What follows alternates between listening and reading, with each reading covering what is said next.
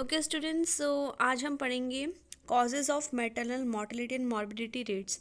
तो क्या क्या कॉजेज़ होते हैं, ये पॉइंट्स बहुत ही इंपॉर्टेंट और इजी है। सो चलिए हम स्टार्ट करते हैं। First is haemorrhage. The haemorrhage is accounted for about 30% of maternal death and it's mostly due to postpartum hemorrhage, antepartum haemorrhage, abortion and ectopic gestation. यानी कि सबसे बड़ा कॉज हम कह सकते हैं हैमरेज है। ये 30% मदर्स में देखा जाता है, होता है टोटल 30% के अंदर। एंड ये डेथ क्यों होती है? Due to postpartum haemorrhage. Haemorrhage को कैसे डिफाइन करेंगे? हैमरेज एक तरह की ब्लीडिंग होती है। तो postpartum हैमरेज क्या होता है? डिलीवरी, बेबी की डिलीवरी होने के बाद अगर ब्लीडिंग स्टार्ट हो जाती है और वो स्टॉप नहीं होती है, देन उसको बोलते हैं postpartum हैमरेज, जो कि वो भी देखा जाता है, उस वजह से डेथ होती है मदर्स की। And next is antepartum haemorrhage. Antepartum means जो प्रेगनेंसी का ड्यूरेशन है 24 वीक वाला, वो उस तक अगर आके ब्लीडिंग स्टार्ट हो जाती है तो वो तरह का हैमरेज हम बोल सकते हैं कि ये रिस्क है मदर के लिए। And abortion is also risk.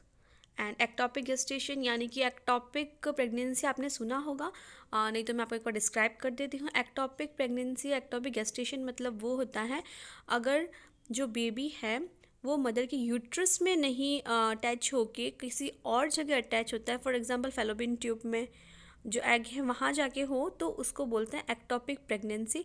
और गेस्टेशन यानी कि ड्यूरेशन और पीरियड को गेस्टेशन बोलते हैं।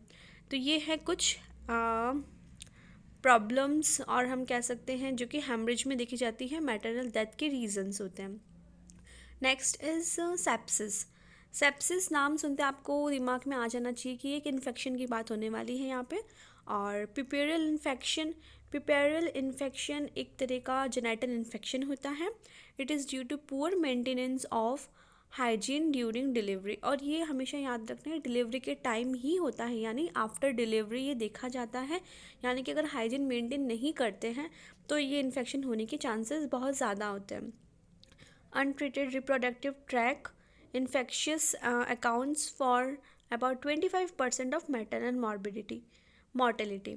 यानी कि हेमरेज 30% था और जो सेप्सिस है वो 25% वुमेंस में देखा जाता है, उनका डेथ का रीज़न वही होता है। Next is anaemia. Third reason है एनीमिया। एनीमिया यानी खून की कमी होना। तो maternal anaemia affect about 50% of all pregnant women's. यानी कि ये 50%, हाफ ऑफ द वुमेंस को ये अफेक्ट करता है, यानी कि ये बहुत ही कॉमन है एनीमिया होना। एंड अगर ब्लड लॉस होगा तो एनीमिया ऑब्वियसली होगा। और जो न्यू न्यू वुमेंस होती जो प्रेग्नेंट होते हैं, यानी एडोलसेंट्स भी हम उसमें देखेंगे, वो सबका जो एनीमिया का चांसेस है वो बहुत ज़्यादा होता है as compare to old womens. जो ओल्डर वुमेंस है, जो ओल्ड हैं, उनका इतना नहीं देखा जाता है, बट जो यंग है उनका बहुत ज़्यादा ये एनीमिया देखा जाता है। और कुछ इन्फेक्शियस डिसीज़ भी होते हैं, यानी कि malaria, intestinal parasites and poor quality of food, जो कि एनीमिया को और भी ज़्यादा वर्स कंडीशन बना देते हैं और लीड करते हैं मदर को डेथ में या उनको डिसीज़ कंडीशन में लाके। थर्ड रीज़न एनीमिया था।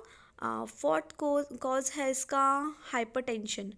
हाइपरटेंशन इज़ मोस्ट कॉमन, जो हम हर जगह सुनते हैं। हाइपरटेंशन से काफ़ी सारी प्रॉब्लम्स क्रिएट होती हैं। तो अगर हाइपरटेंशन डिसऑर्डर हो जाए प्रेगनेंसी के अंदर तो वो बहुत रिस्पॉन्सिबल होता है मैटरनल डेथ के अंदर।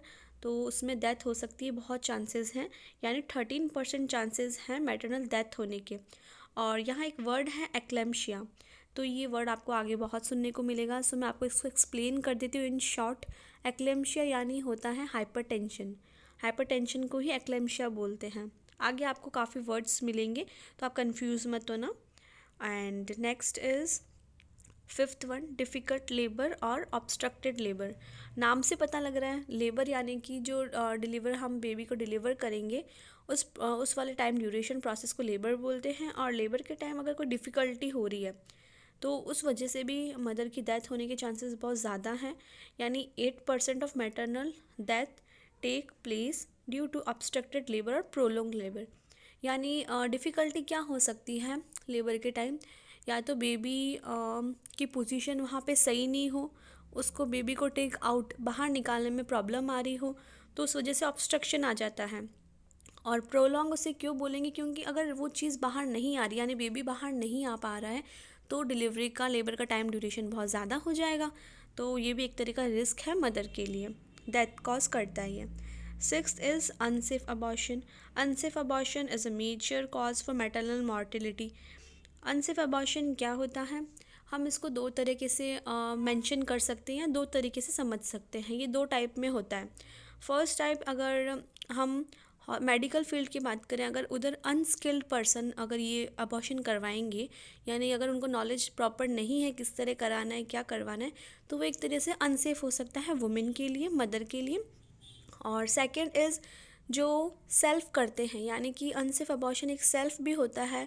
जैसे जो पर्सन अगर बेबी उनको नहीं चाहिए, उनको अबॉर्ट करना है, तो वो टॉक्सिक ड्रिंक्स लेके या कुछ इंजरी करके, वो सेल्फ हर्ट करके उस चीज़ को अबॉर्ट करना चाहते हैं, तो वो भी एक तरीके का अनसेफ अबॉर्शन है।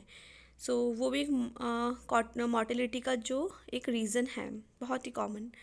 And next seventh last, other causes. और अदर कॉजेज़ क्या हो सकते हैं, hepatitis, cardiovascular disease, endocrine disorders, HIV AIDS. तो ये भी काफ़ी सारे रीजंस हैं जो कि मदर को एक कंडीशन में डालते हैं जहाँ उसकी डेथ होना पॉसिबल है, और एक डेथ कंडीशन में वो जा सकते हैं। तो स्टूडेंट्स, ये सारे जो भी मैंने आपको बताया वो कॉजेज़ हैं मैटरनल मॉर्टेलिटी एंड मॉर्बिडिटी के।